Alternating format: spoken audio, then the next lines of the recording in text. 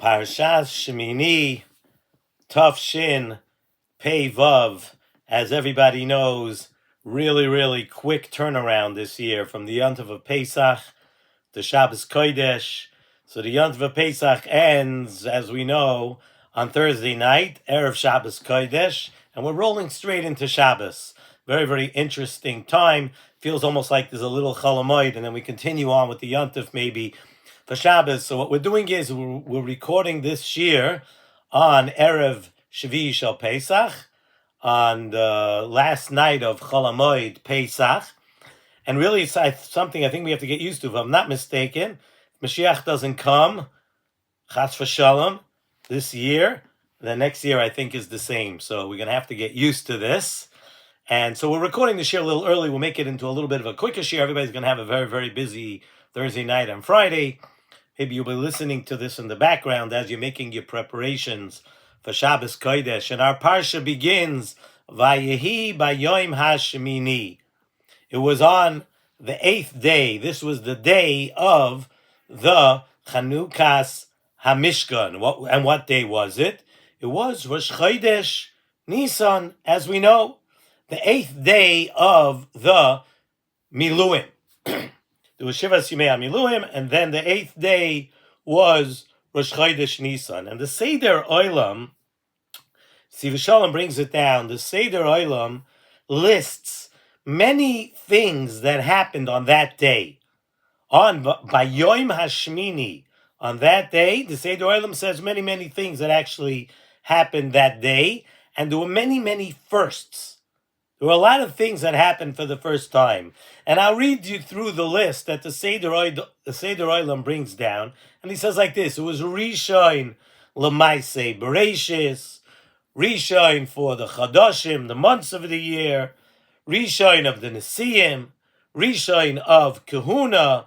It was the first day of the Avodah, the Yeridas HaEish, first day that the Eish came down, Min HaShamayim, first day of Achilas Kodshim, and also the first day of Isur Habamos, because now that there was a Mishkan, so it was going to become usher to bring a carbon on a Bama. I just listed you an entire list of things. It was the first day of Nisan, but there were many firsts on that day. And most importantly, it was the first day that the Shechina came down. The Shechina came down to Klal Yisrael. The Shechina came down to dwell at the Mishkan, to dwell amongst Klal Yisrael. And also we know from our parsha that it was the first day, the first time of giving a bracha to Bnei Yisrael. As we see that Moshe and Aaron went out and gave a bracha to Klal Yisrael. It was the first time for that too. So suffice it to say, there were a lot of firsts, for sure. And the Nesivos Shalom asks a question over here, and he asks, the first thing in that list, the first thing of the firsts that happened on that day of Rosh Chodesh Nisan, the list begins with Rishon L'maaseh Bereishis. Did anybody notice that there's something a little interesting about that? There's something which is a little odd about that.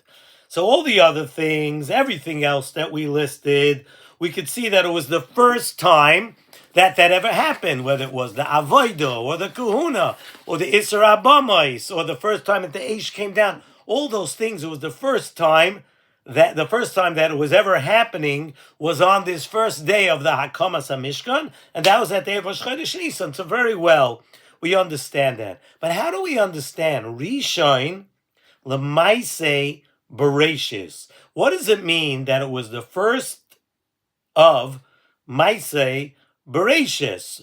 Because we all know that the world was around for a couple of thousand years before this happened.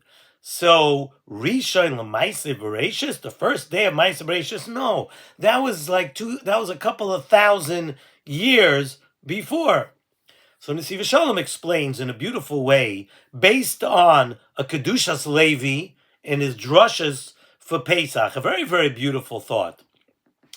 And we know that there's a difference of opinion when the world was created, right? We know there's an interesting machlokes whether the world was created Tishrei or Nisan. So the Kedushas Levi says about that machloik is something very interesting. He says there's really no argument when the world was created. Everybody holds that the first day of the world was, like we say on Rosh Hashanah, right? Rishon, the first day of Tishrei is the first day of the world. But says the Kedushas Levi, a little like a brisker thought over here. He says that we have to know that in every action that happens, there are really two parts.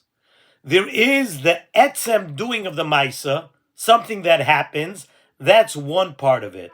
And then there's the actual purpose and the tachlis. It's a little deep. If you didn't have a good yeshiva upbringing, you got to really put on a thinking cap for this. There's the actual maisa, and then there's the tachlis and the purpose of that maisa, which sometimes does not play out for a while. It's not obvious and it's not explained until it plays itself out at a later time. Sometimes you could do something, but we don't see the purpose of that until a later time and a later date.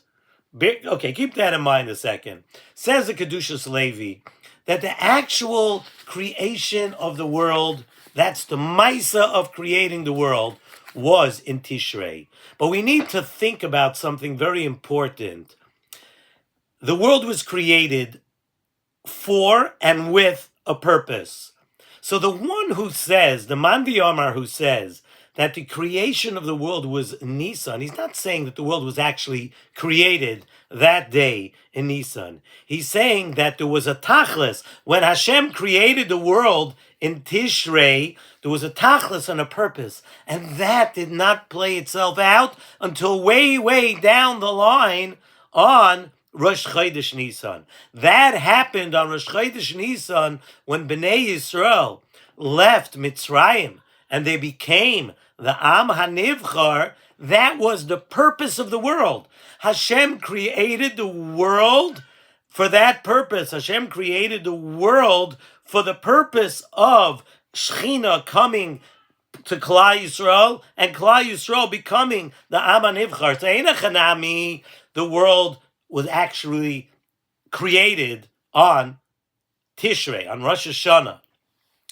But now that we're coming, we come to the day of Hakamas HaMishkan on Rosh Chodesh Nisan. That completed the reason Hashem created the world, the tachlis of the world, where now that Hashem has chosen us, Hashem was waiting for that time. The world was going along, but the purpose of the world, that had not been realized until Hashem created and took up Kaviyachal, a residence among us. And that is in the Mishkan. Now, the purpose of the world had come to fruition, where the Shekhinah came down to dwell amongst us. So when in that list that we listed, of all the firsts with that day, among the Avodah and the Kahuna and the Eish on the Mizbeah and all of those things that are obvious to us, that it was the first time it ever happened,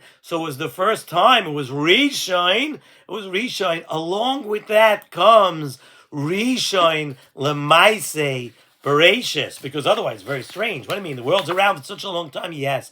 But today, the purpose of the world has now been realized. So it's Rishon Lemaiseh Bereshis. And that is called creation too. When something realizes its purpose, it's a form of creation. Now everything is understood. Now we understand why the world was created. So that is called creation too. Hashem created the entire world for this purpose, to have us as the Am HaNivchar, for us to have the Shekhinah being amongst us. And really, the lesson for us to have, the lesson that we have to realize is really that point. Whereas, unfortunately, today, we do not have a Mishkan, and we do not have a Beis HaMikdash, and very soon in our days, we hear Mashiach's footsteps already.